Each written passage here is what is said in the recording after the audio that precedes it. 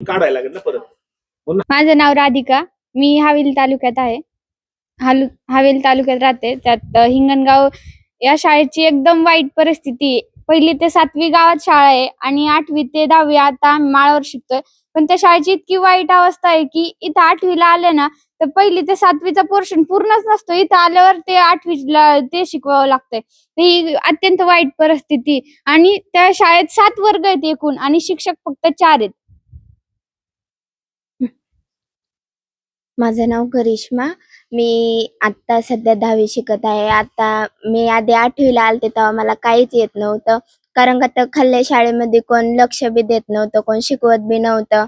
आणि मग मी जेव्हा आता म्हणजे 8वी मध्ये आले तेव्हापासून मला खाल्ल्या म्हणजे 7वी पहिलीच शिकवायला लागले आणि मग परत आता मी 9वी 10वी आहे तर ते मला बऱ्यापैकी येतंय. माझं नाव दिव्या. मी हिंगणगावमध्ये राहत आहे.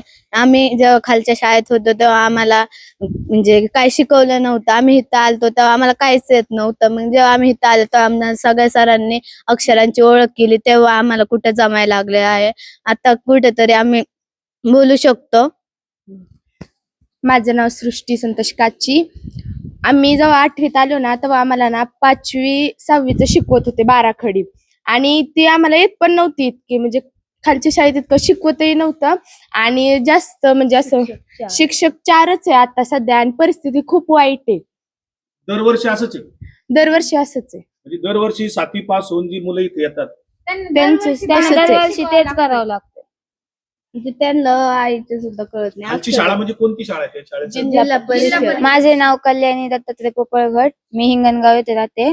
गावातल्या शाळेचं नाव जिल्हा परिषद प्राथमिक शाळा. त्या शाळेत खूप वाईट परिस्थिती आहे. आम्ही जेव्हा इथं आलो तेव्हा आम्हाला अक्षरांची नीट ओळख पण नव्हती. कारण गावातल्या शाळेत काही शिकवतच नाही. एवढं शिकवत नाही. आता शिक आम्हाला ओळख झाली अक्षरांची. तू इथं कितवीला आली? मी इथं 8वीला आले. या शाळेचं नाव काय? लोकनेते दादा जाधव माध्यमिक विद्यालय. आता कितवीला आहे तू? 10वीला. म्हणजे तू 8वीला इथं आली तेव्हा तुला 8वीतले सरांनी शिकवलं नाही, 5वीतले शिकवलं. 5वी 6वीतलं शिकवलं बाराखडी. कारण त्या गावातल्या शाळेत काही शिकवतच नाही. मग इथं आल्या आम्हाला येतच नव्हतं आणि काय. आम्हाला येत पण नव्हतं आणि आम्हाला तेव्हा बोलायला म्हणजे कळत सुद्धा नव्हतं. कळत आता सुद्धा समज नव्हतं. झाली. समज आली सगळी. पण त्यांचं नुकसान होतंय ना त्यामुळे आम्ही बोलतो. दरवर्षी असंच आहे. आणि माझा लहान भाऊ आहे आता 6वीला आहे पण त्याला त्याला काहीच अजून येत काहीच नाही. येत नाही. माझा पण भाऊ 5वीला, त्याला पण अजून काही येत नाही. आणि मग गावातले पुढारी लक्ष देत नाहीत का? अजिबात त्यांना काय. ग्रामपंचायत सरपंच सदस्य नाही त्यांची मुलं सगळी त्यांची मुलं उरुळीच्या शाळेत शिकतात इंग्लिश मीडियम मध्ये जाऊन. पण माझ्या भावाची इतकी वाईट परिस्थिती आहे ना आता त्याला काहीच येत नाही. काहीच म्हणजे काहीच येत नाही. कितवीला हो आहे आई आता सध्या 4थीला गेलाय. कुठल्या शाळेत येतो? जिल्हा परिषदच्या. हिंगणगावातच. हो हिंगणगावात. त्याला काहीच येत नाही. त्याला काहीच येत नाही. तर त्यांचं वाटोळ होतंय ना आता शिक्षकांचं. गावचे सरपंच ते बघत नाहीत का सगळं? नाही बघत ते. आणि त्यांची मुलं अष्टापूरला परत उरुळी कांचनला इंग्लिश मिडियमला आहेत. तर आमच्या भावांचं काय होणार? ह्या शाळेत जिल्हा परिषदच्या गरिबांची पोरं आहेत हा सगळी गरिबांची आणि पुढाऱ्यांची पोरं इंग्लिश शाळेला मग तुमच्याकडे तिथं लक्ष कोणी देत नाही शाळेत? कोणच देत नाही. दिवसभर मुलं ग्राउंड वर खेळत असतात. आता तरी आपण सकाळच्या शाळेत आता शनिवारचं गेलो ना तरी सुद्धा आहे ना, आता आपण गेलो ना तरी सुद्धा तिथं सगळी मुलं बाहेरच असतात. शिकवत नाहीत. नाही शिकवत मग पालक वर्ग लक्ष देत नाही का? नाही. पालकांचं कोण ऐकणार? मग सरकारी जिल्हा परिषदचे लोक चौकशीला येत नाही का? नाही येत. कोणच येत नाही. ती सुद्धा येत नाही. तुमचं नुकसान झालं असं तुम्हाला वाटतं? हो. काय नुकसान झालं तुमचं? आमच्या आम्हाला शिक्षणात काय नव्हतं येत. परत काहीच येत नाही. म्हणजे शब्दांची ओळख नव्हती तिथं जर आम्हाला. आम्हाला ते वाचन आलं असतं तर इथं आलो आम्ही 8वीचा सिलेबस पूर्ण करून पुढचं आम्हाला जास्त टक्केवारी मिळली असती. आमचं ज्ञान वाढलं असतं. हो. ही व्यथा आहे हिंगणगाव जिल्हा परिषद शाळा हवेली तालुक्यात. ह्या ज्या मुली आहेत की जे आम्ही इथं हायस्कूल सुरू केलं 2000 साली, 25 वर्ष झाली. 8वीला जी मुलं येतात जिल्हा परिषदच्या 7वीतून पास होऊन, ती कशी पास होतात ही खरं कळत नाहीये मला. की 7वी पास होऊन मुलं जेव्हा 8वीत येतात इथे लोकनेते दादा जाधवराव माध्यमिक विद्यालय आहे, गावातच आहे. शिंदेवाडी आणि हिंगणगाव ही हवेली तालुक्यातली शेवटची 2 गावं आहेत. इथे दौंड तालुका पुढे सुरू होतो 1 किलोमीटरवर.